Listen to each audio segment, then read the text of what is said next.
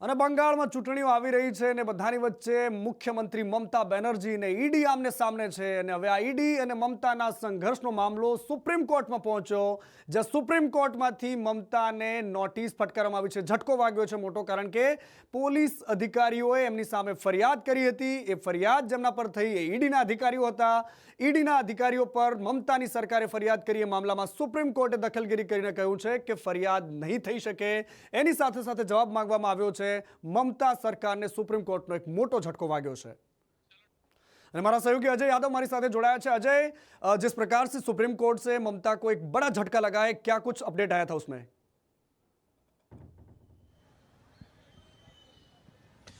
देखिए, निश्चित तौर पे सुप्रीम कोर्ट में ममता बनर्जी को बड़ा झटका लगा है, क्योंकि ममता बनर्जी की तरफ से आरोप लगाया जा रहा था कि आईपैक मामले में जो ईडी की तरफ से कार्रवाई की जा रही है, दरअसल वो दुर्भावनापूर्ण कार्रवाई है।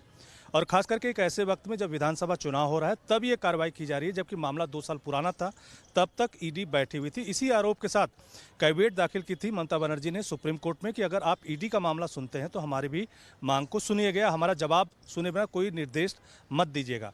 वहीं ईडी की तरफ से पहले कोलकाता हाई कोर्ट में अप्रोच किया गया था। हालांकि उस दिन कोलकाता हाई कोर्ट में काफ़ी हंगामा हुआ था और आज की सुनवाई में ये सीधे ममता बनर्जी पर आरोप लगा कि खुद लीगल सेल के द्वारा, जो ममता बनर्जी की है, उसके द्वारा एक ऐसा मैसेज सर्कुलेट किया गया कि सभी लोगों को कोर्ट में पहुंचना है। और उसके बाद जो हालात पैदा हुए उस पर सुप्रीम कोर्ट में टिप्पणी आई कि एकदम जंतर मंतर जैसा हालात था। तो हालांकि इसको लेकर भी सुप्रीम कोर्ट में कहा गया कि ऐसा नहीं होना चाहिए था। लेकिन मुख्य बात यही है कि ममता बनर्जी की कोशिश थी कि हाई कोर्ट में ही ये मामला चले, तो जिसको आज सुप्रीम कोर्ट की तरफ से जो सुनवाई की गई, कुछ सख्त टिप्पणियां भी की गई, जिसमें यह कहा गया कि अगर सेंट्रल एजेंसी जांच करती है तो ऐसे में राज्य की एजेंसियों का हस्तक्षेप नहीं होना चाहिए। उसी के साथ ही साथ सुप्रीम कोर्ट ने न सिर्फ ममता बनर्जी बल्कि जो पश्चिम बंगाल के डीजीपी हैं, कोलकाता के जो कमिश्नर हैं, उनको नोटिस भेजा है। और साथ ही साथ जो एफआईआर ईडी अधिकारियों के खिलाफ ममता बनर्जी ने आईपैक के खिलाफ जो रेट डाली जा रही थी, तो उस वक्त जो दर्ज की गई थी उस पर सुप्रीम कोर्ट ने रोक लगा दी है। और साथ ही साथ सुप्रीम कोर्ट ने यह भी कहा है कि ये सारा कुछ एक कहीं न कहीं सीसीटीवी कैमरे की निगरानी में हुआ है, तो वो जो सीसीटीवी कैमरे हैं किसी भी सूरत में नष्ट नहीं होना चाहिए, उनको सुरक्षित तौर पर बरकरार रखना चाहिए। और साथ ही साथ सुप्रीम कोर्ट ने यह भी कहा है कि 2 हफ्ते के भीतर ये सभी लोग जिनके खिलाफ नोटिस जारी किया गया है वो जवाब दें और 3 फरवरी को इस मामले में सुनवाई होगी। लेकिन विधानसभा चुनाव के ठीक पहले जो ममता बनर्जी दांव खेलना चाहती थी कि ईडी जानबूझ करके उनके जो राजनीतिक दस्तावेज है उसको हासिल करना चाहती थी, तो एक तरह से वो गेम थोड़ा सा उल्टा पड़ता हुआ दिखाई दिया। ममता बनर्जी को थोड़ा झटका कहा जा सकता है। बिल्कुल अजय, आभार आपका समग्र माहिती देने के लिए। आ तरफ स्थानिक स्वराजनी चूंटणीओ आवी रही है ने कांग्रेस दर वखतनी जेम आ वखते पण फरी एकवार भड़कानो शिकार बनी है। जूनागढ़ना केशोदनी आ घटना है कि ज्यां कांग्रेस संगठन सेंस प्रक्रिया ए मळी हती, जेमां घोळीने पी जवाई है। प्रतिनिधिओनी हाजरीमां कार्यकरोमां भारे आक्रोश है। तालुका प्रमुखनी वरણીને લઈને કાર્યકર્તાઓમાં ભારે નારાજગી છે। ભાજપના આયાતી નેતાઓને પ્રમુખ બનાવવાનો આ મામલો સામે આવ્યો, જેમાં આક્રોશ છે। કાર્યકરોની સહમતિ વગર સીધી નિમણૂક થવાનો આરોપ લગાવી રહ્યા છે કે માંગણી નહીં સ્વીકારાય તો રાજીનામા પણ આપી દઈશું। સ્થાનિક સ્વરાજની ચૂંટણીઓ માથે છે ને કોંગ્રેસમાં દર વખતની જેમ આ વખતે પણ ફરી કકળાટ સામે આવ્યો છે। कांग्रेस पार्टी से ये स्वतंत्रता ने माने छे, त्यारे आंतरिक लोकशाही है, एटले आंतरिक रीते बोलवानी छूट है। जेम के भारतीय जनता पार्टी के बीजी पार्टी में बोलवानी पण छूट नहीं। ज्यारे कांग्रेस में पोतानी एक कोई व्यथा होय, पोतानी कोई बात होय, कोई पोताना मुद्दो होय, ए हमेशा माटे रजू करता होय छे। अने मोवड़ी साथे रजू करीए त्यारे आपणी भाषामां घीना ठाममां घी पड़ी जाए, कोई असंतोष के कोई एवी बात होय एवुं मने लागतुं नथी। અને આજ કોંગ્રેસની પરિસ્થિતિ હંમેશાથી રહી છે। આ તરફ દાહોદમાં કોંગ્રેસના આગેવાનો અને ગ્રામજનો વચ્ચે સૂત્રોચ્ચાર થયા છે। ગ્રામજનો અને કોંગ્રેસના નેતાઓ બધા સાથે હતા। 2 દિવસ અગાઉ થયેલી બબાલને લઈને સૂત્રોચ્ચાર કરવામાં આવ્યો। એક વ્યક્તિની અટકાયત થાય છે ને ત્યારબાદ આક્રોશ છે। પોલીસ સ્ટેશને ગ્રામજનો પહોંચ્યા, વિરોધ નોંધાવ્યો, ડીવાયએસપીએ સમજાવ્યા અને ત્યારબાદ મામલો થાળે પડ્યો। परम दिवसे 13 तारीखे दाहोद रूरल पोस्टेना जे खोरद विस्तार है ए विस्तार में एक फैक्टरी आवेल छे जमनादास इंडस्ट्री। त्या कंपनी बहार अमुक लोकोने मारामारी धाक धमकी ने गाळागाળી કરી હતી। એ લગતની ફરિયાદ નોંધાઈ હતી। એ ફરિયાદના આધારે દાહોદ રૂરલ પોસ્ટ દ્વારા સીસીટીવી ફૂટેજ મળી આવ્યા હતા. એ સીસીટીવી ફૂટેજને ધ્યાનમાં રાખી અને જે બી જવાબદાર લોકો છે એમના વિરુદ્ધની કાયદેસરની કાર્યવાહી થઈ છે. જેમાં 2 લોકોને અટક કરવામાં આવ્યા છે અને અન્ય લોકો છે જરૂરી લોકો એમને અટકાયત પગલાં લેવામાં આવેલા છે. એ અમુક રાજકીય આગેવાનો અને અન્ય લોકો હતા એ એમના પ્રશ્ન લઈ અને આજે શા માટે અટક કર્યા છે એ બાબતે આવ્યા હતા, તો જેમને સાચી સમજ કરવામાં આવેલી છે. ચકાચોંધ રોડના માળખાની વાતો વચ્ચે ઠેર ઠેર ટોલ નાકા ઊભા છે, પરંતુ રોડની સ્થિતિ કેવી છે એ કચ્છના કુકમા ટોલ નાકાની આસપાસના લોકોને ખબર છે, કારણ કે ટ્રાન્સપોર્ટરો લાલઘૂમ છે. એવું કહી રહ્યા છે કે રસ્તો ખરાબ છે, તેમ છતાં પણ ટોલ તો ઉઘરાવી રહ્યા છો તમે, ટાયર ફાટી જાય એવા રસ્તા છે, પરંતુ અમે ત્યાં સુધી લડવાના છીએ ત્યાં સુધી કે જ્યાં સુધી તમે રોડ ઠીક નહીં કરો. નો રોડ નો ટોલનો સૂત્રોચ્ચાર કરવામાં આવ્યો. સ્થાનિક જે લોકો છે એમની સાથે ટ્રક માલિકો છે એમણે રસ્તા બંધ કરીને ચક્કાજામ કર્યો છે.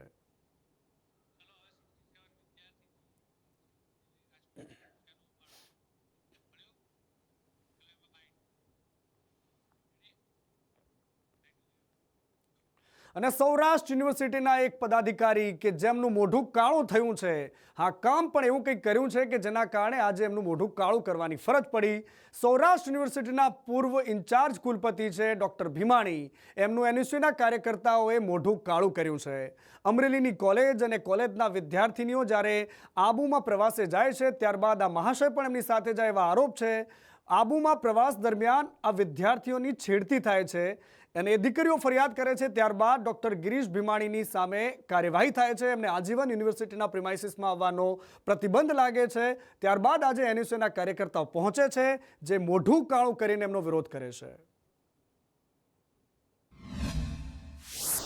અમરેલીના એક પ્રતિષ્ઠિત સંકુલની અમુક વિદ્યાર્થીનીઓ પ્રવાસ માટે આબુ ગયેલી હતી, ત્યારે ત્યાંના ડાયરેક્ટર અને સૌરાષ્ટ્ર યુનિવર્સિટીના ભૂતપૂર્વ કુલપતિ અને ભાજપના કાર્યકર એવા ગિરીશ ભીમાણી પણ તેમની પાછળ ત્યાં આબુ ગયા હતા.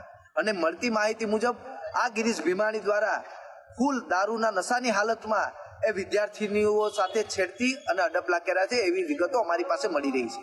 ત્યારે ગુજરાત એનએસયુઆઈ દ્વારા આજે જે સંસ્થા સાથે જોડાયેલા છે, પોતાની કોલેજ છે, એ કોલેજની બહાર ગિરીશ ભીમાણીનું પુતળું બાળી અને આજે એનએસયુઆઈ દ્વારા વિરોધ પ્રદર્શન કરી રહ્યા છે. પણ એ હોનેસ્ટ હોટલના સીસીટીવી કેમેરાઓ કાઢી અને એમાં તપાસ કરવામાં આવે અને ગિરીશ ભીમાણીને જેલના સળિયા પાછળ ધકેલવામાં આવે એવી ગુજરાત એનએસયુઆઈની માંગ છે. કાયદો જ નગ્ન થઈ જાય છે જ્યારે આ પ્રકારની પરિસ્થિતિ અમદાવાદ જેવા શહેરમાં સામે આવે, પરંતુ ગુજરાતમાં એવા પણ લુખ્ખા તત્વો પડ્યા છે કે જે એનાથી પર ઉપરવટ જઈને કેવી રીતે આર્થિક રીતે દેશને નુકસાન પહોંચી શકે આખી ફેક્ટરી ચલાવતા ઝડપાઈ રહ્યા છે. વાપીમાંથી ઝડપાઈ છે આખી ડુપ્લિકેટ ફેક્ટરી જે નકલી નોટ બનાવવાનું કામ કરતી હતી. ડુપ્લિકેટ કરન્સી, સાધનો અને 2 આરોપીઓ ઝડપાયા છે. 500 રૂપિયાના દરની 1215 જેટલી ડુપ્લિકેટ નોટ મળી છે. જાવેદ મારી સાથે જોડાયા છે ફોનલાઈન પર. જાવેદ, શું વધારે અપડેટ છે આ કેસમાં? જી, વાપીની જે એક મહિલા છે, જે મહિલા એ લાલચમાં આવીને 30 લાખ રૂપિયાના બદલે તેના જ સંબંધીને 80 લાખ રૂપિયા ડુપ્લિકેટ બનાવી આપવાની વાત થઈ હતી અને ડીલ થઈ હતી. તે આધારે મહિલાના જ ફ્લેટમાં તેના જ સંબંધીઓ આવીને અહીંયા રહ્યા હતા અને તેઓ જે છે આ ડુપ્લિકેટ નોટ જે બનાવનાર છે તે 2 જે માસ્ટર માઇન્ડ ઇસમો છે તેમને લાવીને આ નોટ છાપવાનું કામ ચાલુ કર્યું હતું. તેઓ એક કોરા કાગળ ઉપર આ 500ના દરની નોટો છાપવાનું કામ ચાલુ કર્યું હતું. જો કે વલસાડ જિલ્લા એલસીબી પોલીસને જે છે બાતમી મળી હતી. બાતમીના આધારે તેઓ એક ઇસમને ઝડપ્યો હતો અને ત્યારબાદ આ સમગ્ર રેકેટ હાથમાં આવ્યું હતું. પોલીસે વાપીના હરિયાપાક વિસ્તારની અંદર નક્ષત્ર પેલેસના 102 નંબરના ફ્લેટમાં રેડ કરતા ત્યાંથી 500ની દરની નોટોના 1215 જેટલા કોરા પેપરો જેના ઉપર 500ના દરની નોટો છાપેલી હતી તે મળી આવ્યા છે. સાથે સાથે જે છે પોલીસે નોટો છાપવાના મશીનો પણ જે છે એ જપ્ત કર્યા છે ને 2 આરોપીની ધરપકડ કરી છે, જેમાં ફ્લેટ ભાડે રાખનાર મહિલા અને જે એક આરોપી છે જે નોટ બનાવવા માટે બંને જે આરોપીઓને બહારથી લાવ્યો હતો તેની ધરપકડ થઈ છે. હાલ 2 આરોપી જે છે ફરાર છે, તેને શોધવાના પ્રયાસો હાલ ચાલી રહ્યા છે. સવાલ અહીંયા એ છે કે કેટલા સમયથી નોટો છપાતી હતી, કેટલા લોકો છાપતા હતા અને અત્યાર સુધીમાં કેટલી નોટ બજારમાં પધરાવી ચૂક્યા છે, એ પણ એક મોટો સવાલ છે. તપાસ બાદ એ સામે આવશે. પરંતુ બીજી બાજુ આંતરરાષ્ટ્રીય એક મિલન દરજી ગેંગ છે જે લોકોનું કામ સાયબર ફ્રોડ કરવાનું છે, લોકોને સાયબર રીતે ઠગે છે, ડિજિટલ ઠગવાનો એક ધંધો ચલાવે છે. અને આ ગેંગનો એક વધુ આરોપી રજની કાછડિયા ઝડપાયો છે. અમદાવાદ એરપોર્ટ પરથી આરોપી ઝડપાયો. આરોપી દુબઈમાં USDT ખરીદ કરવાનું કામ કરતો હતો. દુબઈમાં રહીને સાયબર ફ્રોડના રૂપિયા વિડ્રો કરતો. એકાઉન્ટ હોલ્ડરોને આંગડિયા મારફતે રૂપિયા પહોંચાડતો હતો. અગાઉ પોલીસે 14 જેટલા આરોપીઓને ઝડપી ચૂક્યા છે અત્યાર સુધીના આ આખા કેસમાં. આ જે ગેંગ છે મિલનદરજી ગેંગ, એની વિરુદ્ધ ગુજસી ટોક દાખલ કરીને તપાસ હાલ પણ ચાલુ છે. અત્યાર સુધી લગભગ 200થી વધુ એફઆઈઆર જે આ કેસમાં ભારતના વિવિધ રાજ્યોમાં રજીસ્ટર્ડ થઈ ચૂકી છે, તેમજ એનસીસીઆરપી પોર્ટલ ઉપર 1800થી વધુ ફરિયાદો પણ જે તે સમયે મળી આવેલ હતી. આ જ કેસની અંદર અત્યાર સુધી કુલ 14 આરોપીઓને પકડવામાં આવેલ છે. ગઈકાલે સાયબર ક્રાઇમ સેલ દ્વારા વોન્ટેડ આરોપી રજની નારણભાઈ પટેલ ઉર્ફ રજની કાછડિયાની ધરપકડ કરવામાં આવેલ છે. અને આ તરફ આગ લાગવાની ઘટનાઓ સામે આવી રહી છે. ખેડાના મહેમદાબાદમાં કંપનીમાં આગ લાગી છે. બ્લુ બેલ પ્લાસ્ટ કંપની છે, પ્રાઇવેટ લિમિટેડ કંપની, જેમાં આગ લાગી. ને બીજી બાજુ વડોદરાની આગની આ ઘટના કે જ્યાં મોલમાં આગ લાગી છે. અફરાતફરી મચી ગઈ હતી થોડી ક્ષણો માટે, કારણ કે વડોદરા શહેરની વચ્ચોવચ્ચ આવેલો આ મોલ કે જેમાં આગ લાગી છે. એસીના આઉટડોરમાં સ્પાર્ક થયો અને ત્યારબાદ આગ લાગવાની ઘટના સામે આવી. દિવાલ પર લાગેલા હોર્ડિંગ્સમાં આગ પ્રસરી અને ત્યારબાદ આગે વિકરાળ સ્વરૂપ ધારણ કર્યું છે. જોતામાં આગના ગોટા દૂર દૂર સુધી દેખાવા લાગ્યા. ત્યારબાદ મારે જહેમત બાદ આ આગ પર કાબુ મેળવાયો છે. અને ગુજરાતમાં કડકડતી ઠંડી પડવાની શરૂઆત થઈ ગઈ છે. ઠંડી પડી રહી છે, પરંતુ અંબાલાલ પટેલ કહી રહ્યા છે કે તૈયાર રહેજો, વરસાદ આવવાનો છે. કમોસમી વરસાદની આગાહી અંબાલાલ પટેલે કરી છે. 22થી લઈને 26 જાન્યુઆરીમાં કમોસમી વરસાદની આગાહી કરાઈ છે. કચ્છ, ઉત્તર ગુજરાત અને સૌરાષ્ટ્રમાં વરસાદ પડશે. અમદાવાદ અને ગાંધીનગરમાં પણ માવઠાની અસર રહેશે. 30 જાન્યુઆરીથી લઈને 5 ફેબ્રુઆરી સુધીમાં વાતાવરણ બદલાવાનું છે. ખેડૂતોએ સાવધાન રહેવું પડશે.